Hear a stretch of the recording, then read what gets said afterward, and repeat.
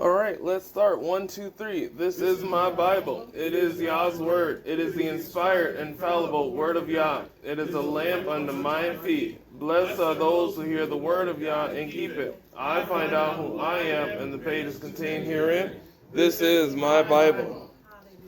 Good morning, everyone.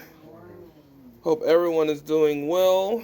We have a lot to cover today. I'm going to skip all the intros. Today's message will be heavy on the educational side. I am a son of an educator, so I'm going to get some learning done today, all right?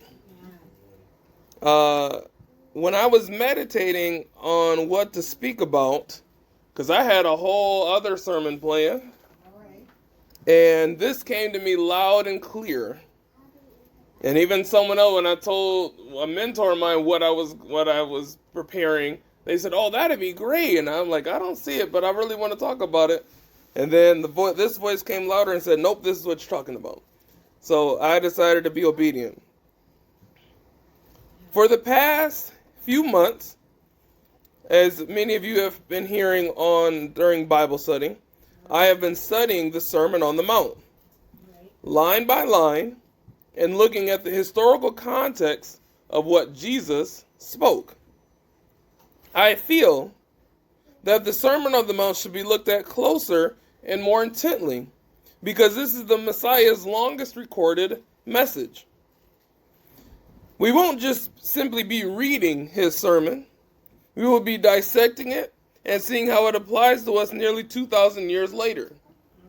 But we will also uncover the cultural context and the motivation on where the Messiah was coming from, because a lot of these were in responses to conversations happening during and around 30 AD. So the Sermon on the Mount is found in Matthew chapter 5.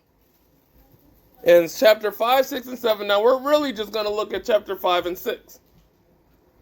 But it starts off with the Beatitudes. Blessed are those, that thing, right? We learned that probably in Sunday school. Now, we learned that years ago, and then we never talked about it again. And when's the last time you talked about or read about or reread the Beatitudes that was not part of your little read the Bible in the year plan? So the first thing we're going to uncover today, the first thing we're going to learn today in today's message is the word blessed.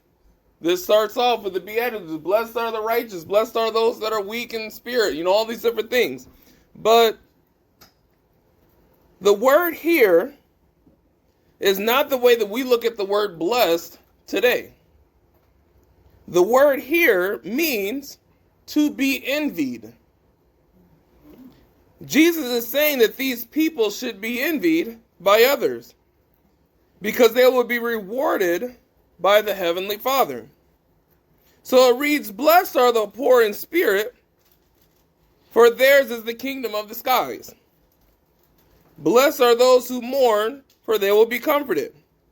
But we could read this as, instead, those who are poor in spirit, they are to be envied because theirs will be the kingdom of the skies. Those who mourn are to be envied because they will be comforted. Now, those people are to be envied because Yah is going to take care of them. That's why they are envied. That's why they are, quote unquote, blessed.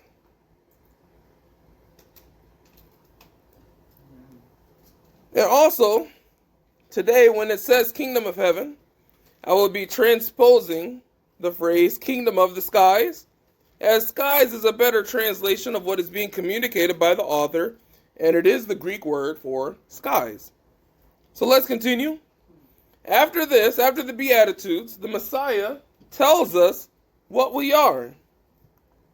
He says that we are the light of the world. Now, he does not mean the star in the sky that we call the sun. The next thing that he says, after he says that you are the light of the world, he says that a town on a hill cannot be hidden. This is a metaphor, obviously, because he says that we are that town on the hill. Now, what is special about a town built on a hill? It's set apart. It's set apart. You can see it from a distance. Everybody sees it. Looks up to it. From it, when you're traveling from a distance, say, there's the town. That's how people are supposed to see us. There's those followers of the Christ. We are that town built on a hill. We are supposed to be seen by everyone. This is one of the things that is mentioned in Torah. A lot of the appearance and outer appearance laws that were given to the children of Israel was that so the children of Israel would stand out and be set apart from the rest of the world. That's why there's laws in the Torah about clothing. That's why there's laws in the Torah about the tassels they wear. That's why there's laws in the Torah about their beards. Because they wanted them to stand out from the rest of the world so that everybody could see those are the children of Israel. They're important. They're set apart. Don't mess with them. Because the God that they serve whoops our gods all the time. So we know not to mess with them. Look at them with their little tassels. Look at the men with their beards. Look at how the women are dressed. We know not to cross their paths. We're not going to touch his anointed over there. Jesus is saying that our light cannot be hidden, nor can it be dimmed. He next states that people don't light a lamp and then put it under a bowl. Now, if you can remember, there was this one young charismatic pastor that preached about the word lamp in the Bible. And what word should it be used instead of lamp? Candle. Because a lamp can't be put under a bowl, can it? Because a lamp is bigger than a bowl. Like if you think of a lamp, and you think of your bowl that you have cereal in, which one is bigger? The lamp. The lamp. So a lamp can't go under a bowl, but a candle can go under, right? Again, the Bible's the one book we don't read with our eyes. So what happens when you put a candle under a bowl? The flame goes out and there's no more light.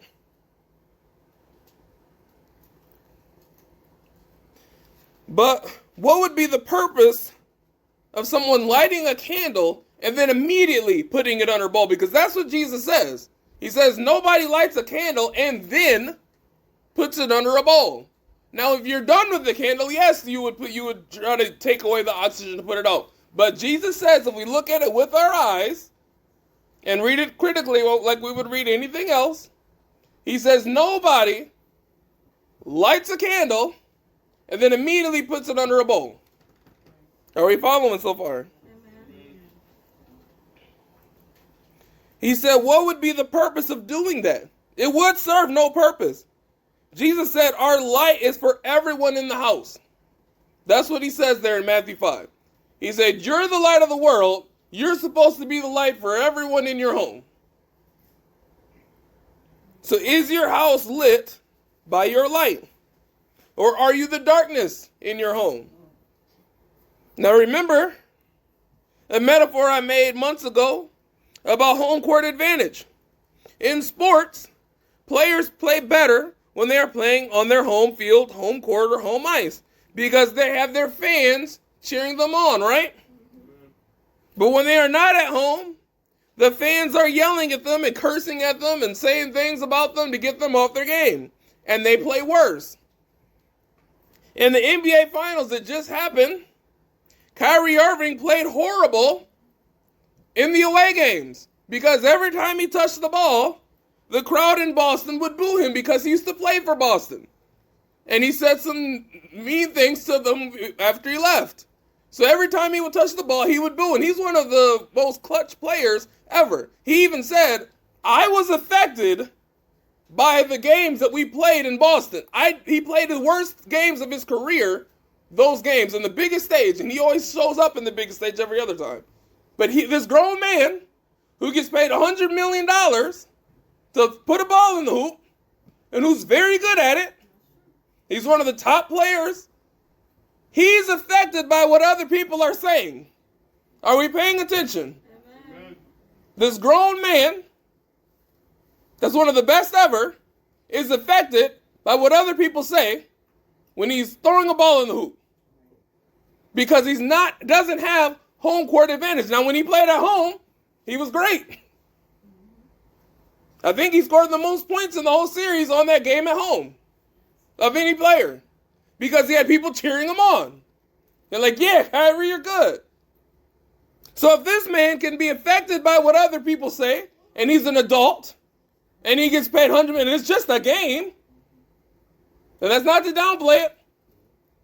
But it's just a game. Imagine how people feel in our homes when we're cheering them on or when we're not. If this adult can be affected by it, he cannot put the ball in the hoop. Like, wait, I know we don't have a lot of people that follow basketball in here. But what is Kyrie, the two things he's best known for? Getting the ball in the hoop.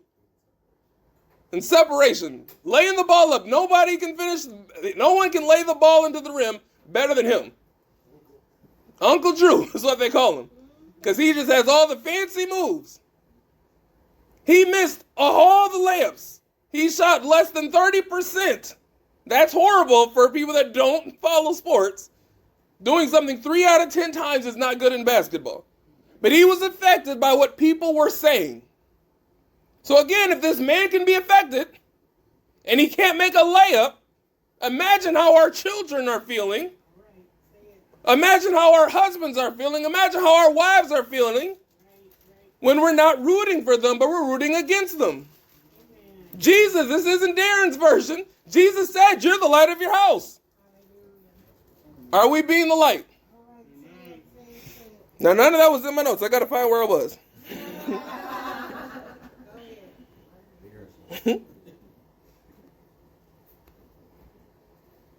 Next thing he says is, he states that we are the salt of the earth. He states that if salt loses its saltiness, how can it be made salty again? Now, I know we got some people that love science class in here. Is there a way to make salt salty again? It's a wrap. It's over. Even Jesus says it needs to be thrown in the fire. It's done. It states that salt is no longer good for anything if it loses its saltiness. Its name is its attribute. Salt is salty.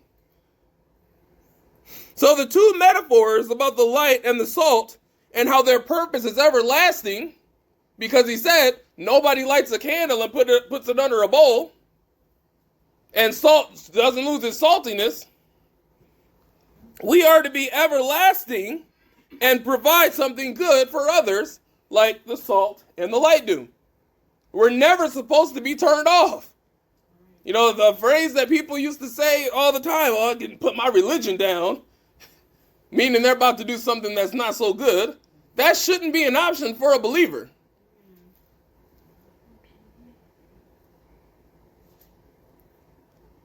Our light and our saltiness bring glory to our Father in the skies. Now, as we continue during the Sermon on the Mount, Jesus is speaking to some arguments of the day. There's a lot of debates going on around 30 AD in the temple and the church, to use a current day terminology. There's a lot of debates about what Scripture means, the same way there is today. Because you can have a Pentecostal person argue with a Baptist person, argue with a Reformed person. All about baptism. And they'll have all these different ideas. So, this is key because people draw conclusions to modern day situations when Jesus is speaking about an ancient issue. Now, it's still relevant to today. I don't want that to be taken out of context. But we need to understand where he is coming from. So we're going to get into it. We're about to open up the Bible. I know Pastor Cheryl's like, are we going to read the Bible? It's just going to be pictures all day. It's going to be some more pictures. So the first thing that he goes in about after the Beatitudes, the people to be envied, and saying that we are the salt and the light of the world, is he starts to talk about the Torah, about the law. So let's go to Matthew chapter 5, 17 through 20. Matthew chapter 5, 17 through 20. Do not think I have come to abolish the law or the prophets. I have not come to abolish them, but to fulfill them, to fill them full. For truly I tell you, until heaven and earth disappear, not the smallest letter, nor not the least stroke of a pen will by any means disappear from the law until everything is accomplished. Remember what he said on the tree? It is finished. That's what he's talking about. Verse 19. Therefore, somebody say therefore. Anyone who sets aside one of the least of these commands, so the least of them, the one that I don't even care about for real, and teaches others accordingly. So people that discount the law and tell other people to discount the law will be called least in the kingdom of heaven, in the kingdom of the skies. But whoever practices and teaches these commands will be called great in the kingdom of the skies. Verse 20. For truly I tell you that unless your righteousness surpass that of the Pharisees and the teachers of the law, you will certainly not enter the kingdom of the skies. So Jesus, the main character of our faith, nobody would disagree with that, right? He states that the law and the letters of the prophets, which we call the Old Testament, isn't going anywhere. He actually states that we need to surpass that of the Pharisees. And did the Pharisees have a high opinion of the law or a low opinion of the law? They said the law was everything. And Jesus said we need to surpass them.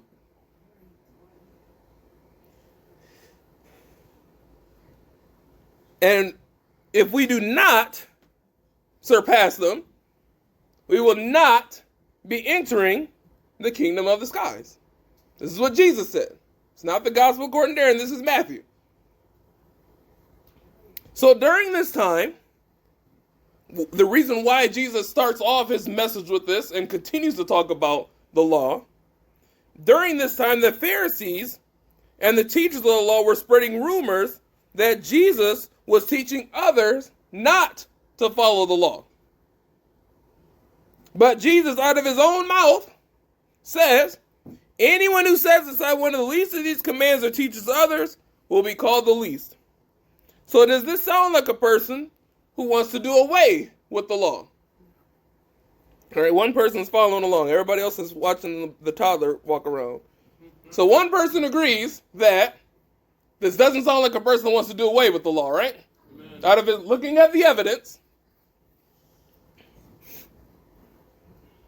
it's interesting that we accuse Jesus and Paul of doing the same thing that the Pharisees accused Jesus and Paul of doing away with the law.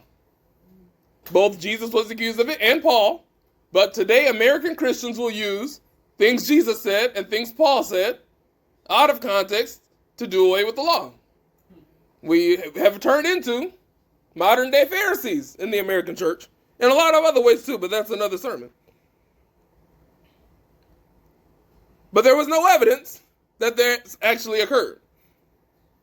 So let's continue through verse 21 through 22.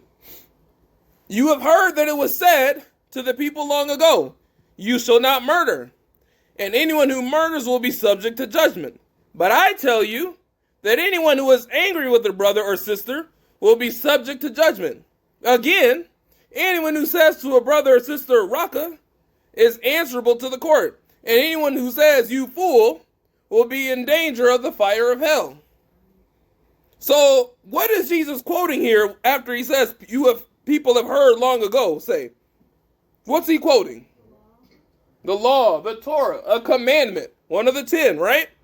Do not commit murder.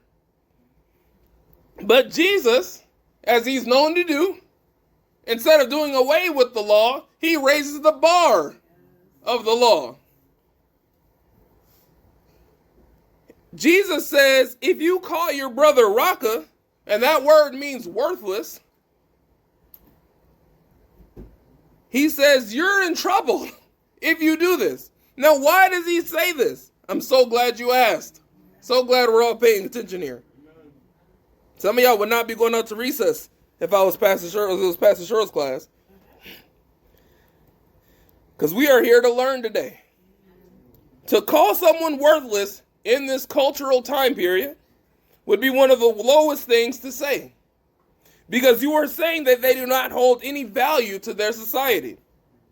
If you feel that person has no value, then no one would miss them. And if they were to be killed, it wouldn't be a big deal. Because you don't kill important people that can contribute to your society. You kill people that don't think so. Jesus trying to attack the root of it. Of like, I don't even want you thinking this person doesn't matter, because then it's going to grow, and then you're going to feel it's okay to kill them because they don't even matter. So I'm bringing the line all the way back here. You guys were being rude and mean and disgusting to people, but you didn't kill them because it was the law. I'm saying, no, let's start here so that we don't even get to that point. Like, let's stop calling people names and treating them a certain way so we don't get to the anger level to kill someone.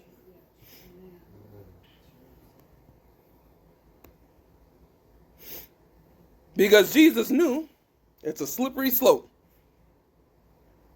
Jesus is attacking the root mindset here. If you don't look at your brother or sister as worthless, then you won't murder them. He continues to state that to settle matters quickly, that if you have a dispute, settle it quickly so that things don't get out of hand. Let's keep going. Chapter 5, verse 27 through 28. You have heard it was said, you shall not commit adultery. But I tell you that anyone who looks at a woman or man lustfully has already committed adultery with her in his heart. So again, what is Jesus quoting when he says you heard it said? The law, a commandment. So again, the Torah, and more specifically one of the 10 commandments, no pause button, for a person that came to have the law done away with, allegedly, he seems to be spending a lot of time talking about the law, does he not? One person answered, great. But again, he raises the bar. Now here he's talking about adultery. Adultery, the line is over here. He's saying don't even get caught up here. Because that's going to lead to you eventually saying this is okay. Now, to not commit adultery is easy. Just don't do it. It actually takes a lot of effort to commit the actual act of adultery. Right. Now, there was a local story here this month that has gone viral in the talk of the town about adultery. And then at the end, the guy apologized for committing adultery. And everyone said, well, it's all right, everybody stumbles. But adultery is not a stumble. Effort is required for adultery. Unless you happen to trip pants down to someone else pants down, you can't accidentally commit adultery. And I know that's a touchy subject for people in our lives. But you can't. Whoa! Oh, man. How did that happen? Maybe I'm the only one that... Maybe I should watch where you're walking so you don't trip into adultery, okay? Please watch your steps. Wear your pants. Yes, wear a belt. Make sure other people have their pants on as well. Because that went over people's heads like, oh, no, I accidentally do it all the time.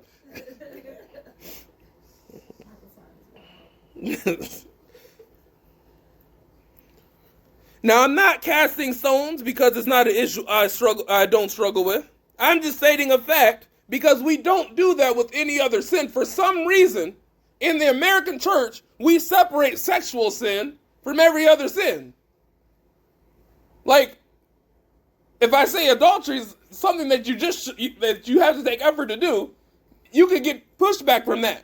And they'll say, oh, people stumble, people struggle, people all these different things. But we don't do that with any other sin. Like if I say, you wouldn't do that with murder. Oh, well, people just stumble sometimes. Sometimes you just shoot people in the head. I almost did it yesterday. Like, we don't do that with any other sin, but for some reason, with sexual sin, we come up with a whole new rule book. Now, that's really another sermon.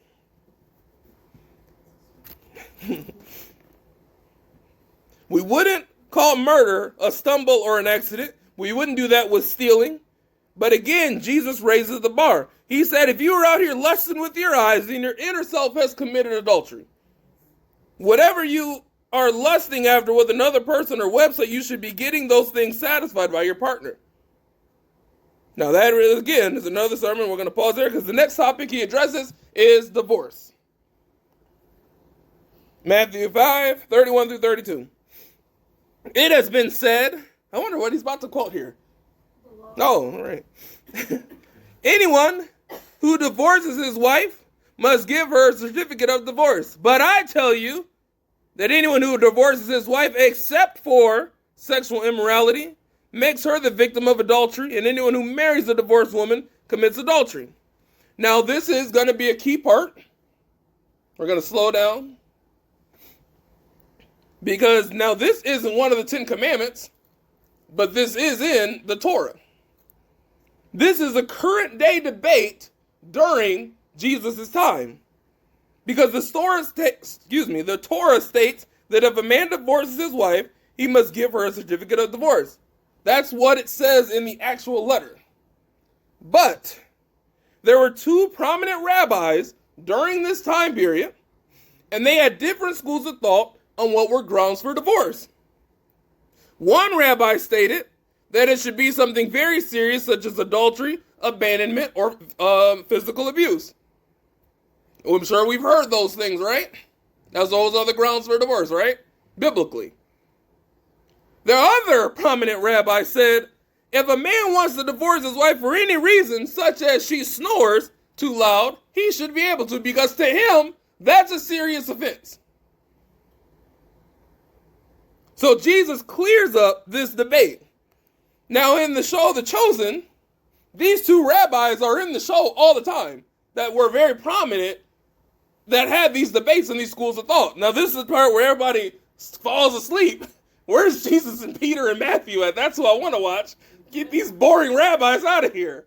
That's the part I'm like, hell yeah, they're going there. Look at the history of the research they did to figure this out. But we watch it for different things. But again, Jesus wants to clear up the debate about the law. It's amazing he didn't tell them to just throw the Torahs away because it'll be done away with. He's like, what? I know you heard it said about all these commandments. You got grace. I'm here now. But let's keep pushing. Are you guys okay? You still tracking with me? All right. Matthew 5, 33 through 37. Again, you have heard it said to the people long ago. I wonder how long ago those. Probably 2,000 years ago when they got the commandments. Do not break your oath, but fulfill to Yah the vows you have made. But I tell you, do not swear an oath at all, either by heaven, for it is Yah's throne, or by earth, for it is his footstool, or by Jerusalem, for it is the city of the great king. And do not swear by your head, for you cannot make even one hair white or black. All you can simply say is yes or no. Anything beyond this comes from the evil one. So this is another current event issue during Jesus' time. People, when making promises that they wouldn't keep, they would add something to show that they were serious. They would say, if I'm lying, let Jerusalem be destroyed. Or I will definitely pay you back, or let my life be cut short. The same way, today, people will say, on my mama, on my life, on my hood, on my grandmama's grave. People used to say that all the time in elementary school. On my grandmama's grave. Like, your grandma's alive. What are you talking about? That's how you know that these are our ancestors, because we talk the same way. Jesus is saying, stop making a mockery and being dishonest by swearing on things when you have no intention on following through from them. Your character should speak for itself. Let's keep going. This next one is a very misunderstood telling. People do not understand what is being said here. But I'm glad that you asked why we're going over it, because we're going to go over it. Matthew 5:38 through 41. You have heard that it was said, eye for eye and tooth for tooth. But I tell you, do not resist an evil person. If anyone slaps you on the right cheek, turn to them the other cheek also. And if anyone wants to sue you and take your shirt, hand over your coat as well. If anyone forces you to go 1 mile, go with them 2 miles. Now, let's use our brains here. All right, so are we locked in? Locked in. The eye for the eye is again in the Torah. Now again, Jesus seems to be obsessed with talking about the Torah here. It's all he's talked about. Eye for an eye is mentioned in Exodus, Leviticus, and Deuteronomy. The thought behind eye for an eye is therefore to be justice when somebody is wronged. Because it's all about living in harmony in a society, because these are people that are newly freed slaves. So they need their own sort of laws to govern them by, because they've been under Pharaoh's law for 400 years. Right? But Jesus isn't talking about society strictly here. He mentions if someone slaps you on the right cheek. Now again, we have to use our brains here so we can understand this, because so many people have used this verse to show that as quote-unquote Christians, we're weak. But that's not what he's saying. So are we using our brains? Now, I know that we have quite a few people where this answer will be differently here, but typically, if you want to hit someone, what hand are you using? Dominant hand, left hand. Yeah, that's why I gave the caveat for you and the other people in here. It's not the left. So usually, when someone is slapping someone or hitting someone, they use their right hand, their dominant hand, right? Now, if I slap you with my dominant hand, which cheek am I going to hit? I have a nice illustration up here. The left. But what cheek did Jesus reference? The right. So how could I slap you with my right hand on your right side? With the backhand. That's how you can hit someone in the right cheek. Now, if I backhand you, now is that a sign that we are equals? Would you backhand someone that you're an equal with? No. You backhand somebody that's beneath you. Like then, when I was growing up, they called it a pimp slap. Now, the pimps didn't go around slapping men; they slapped people that were beneath them, right? Now, I'm not going to use the word and terminology here. We are in church. But it is a sign of disrespect that I'm going somewhere here. It's not just to be funny. Jesus is not telling you to be weak. He is telling you to tell that person that just backhanded you to give them the other cheek so they can hit you properly. They're like, no, I'm not beneath you. You're going to hit me like I'm your equal. That's hard. Woo. Right. I'm not your blank. You need to hit me like a man. Jesus said it, not me. He said, no, to this one. Don't you not hit me right here, dog.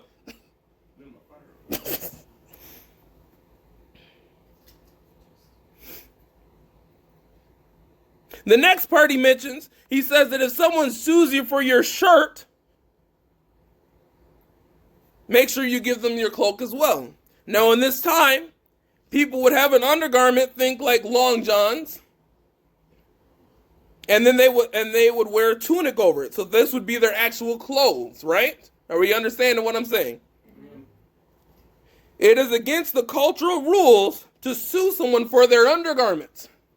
In Exodus 22, it says, if you take your neighbor's undergarment, you have to return it to them by sunset, because that's all they have.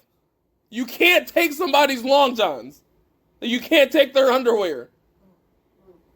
Because what are they going to sleep in? They don't have anything else. Again, it's about justice in a society.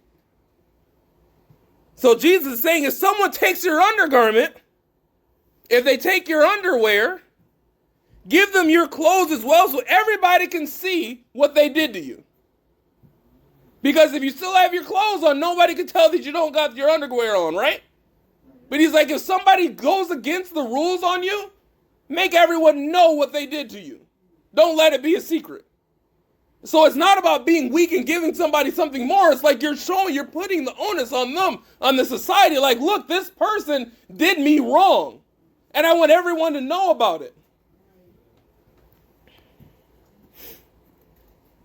The part about going 1 mile and going the extra mile for them is the putting yourself on the same level again. Because for our loved ones, what do? We'll go the extra mile. Let's keep going. Matthew chapter 6, 5 through 6. He says that when you pray, do not be like the hypocrites, for they love to pray standing in the synagogues and on the street corners to be seen by others. Truly, I tell you, they have received their reward in full.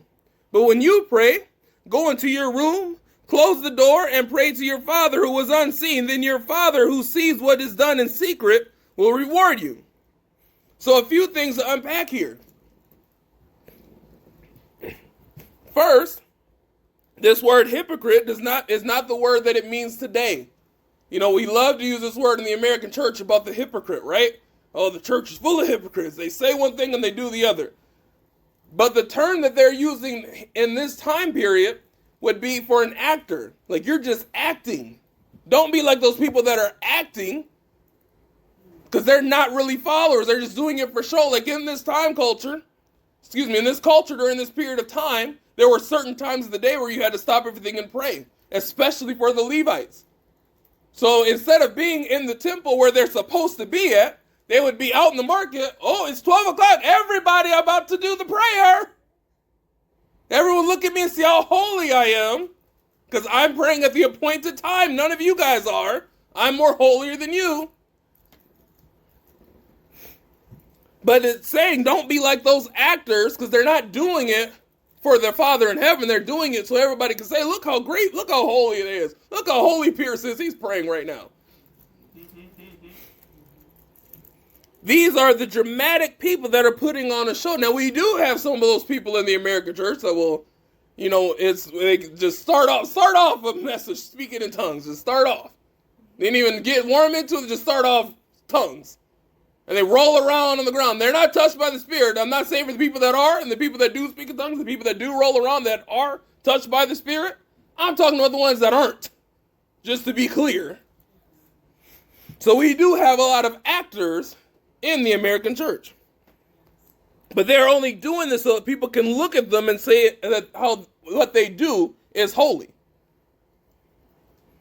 The next part is a bit of dramatics on Jesus' part. And I'm not saying that in a negative way. It is dramatic. Because he says, go into your room. And when it says your room, it's talking about the back portion of the house. So he says, go in the back portion of the house. Now in the back portion of the house, you can't see inside through there. But he's saying, even though no one can see you through your house, also close the door. So that, because this is supposed to be between you and the Heavenly Father. It's not supposed to be a show for everybody else. Where no one can see you, and then close the door for good measure. He then gives us the Master's Prayer. Now he wants his Father's name to be holy, not for us to drag his name through the mud, because the Israelites carry Yah's name. Because they're named after Jacob, whose name was changed to what? Israel. And what does Israel stand for? Struggled with Yah's, because the L is God's name. So they carry God's name wherever they went. So he's like, you are representative of the Father. Make sure his name is always holy. Make sure that you're properly representing him all the time. In America, we are called Christians. We're carrying his namesake, not his actual name. We're carrying as followers, and we're representing him because we're called Christians. So he's like, make sure that stays holy. He asked that he provides our daily bread. Now again, this is a direct callback to the Torah. When the Israelites were in the desert, what were they given every day? Manna. And what did they make out of the manna? Bread. There you go. It's an easy answer. With the manna, they would make bread, each day. Their daily bread. That's where the term comes from. They got manna every day that they made into bread, and they could only take for the day. They couldn't be greedy. He said, if you try to take more, don't do that. And when people did try to take more, what would happen to it? It would rot, because they're not trusting in him, they're trusting in themselves. He said, it would be given to you daily, no more, no less, because I want you to rely on me. So provide us our daily bread means I want you to rely on the Heavenly Father to support you each day. I don't want you to be greedy. I want you to rely on him. He then says, do not lead us into temptation. But Yah doesn't lead us into temptation, as Pastor has taught us numerous times over the years. But what does he lead us into? Tests. That's the word that should be here. We get led into tests to see what we're made out of. Jesus is essentially saying, let this cup pass, but let your will be done, not our will. The same thing he prayed in the garden. He said, I don't want this test that's coming up, but I know that you're in charge. All throughout the Torah and the prophets, the people were put through tests and trials to see what they were made of. And Jesus is saying, we don't need to put them through all that stuff to see what they're made of. But if it's your will, then that's what's going to happen. Oh, this will be a fun one. Matthew 6, 16 through 18. When you fast, and Pastor years ago, over a decade ago, says it doesn't say if you fast, it says when you fast. Do not look somber as the actors do, for they disfigure their faces to show others they are fasting. Truly I tell you, they have received their reward in full. But when you fast, put the good lotion on, the good body butter, and wash your face, look good. So that it will not be obvious to others that you are fasting, but only to your Father who is unseen, and your Father who sees what is done in secret will reward you. This is very similar to what he said about prayer. Don't be like the actors. You know, there's people that love to make statuses on Facebook about the fast that they're on. I'm about to be on a fast, y'all. Just pray for me, because I'm also fasting from social media. They complain about what they give up during that time. But what are you doing like an actor in your spiritual life? Are you relying on Yah for your daily bread? Or are you relying on yourself or your significant other or your job? He doesn't want your faith in that. He doesn't want your faith in them. He wants your faith in him. Let us get our minds and our bodies and our spirits in line with what he has designed us for. This is the beginning of recognizing the areas that we need to address in our lives going forward. And this is all based off of Jesus' longest recorded sermon. Thank you, Father, for letting us listen to the reading of the word.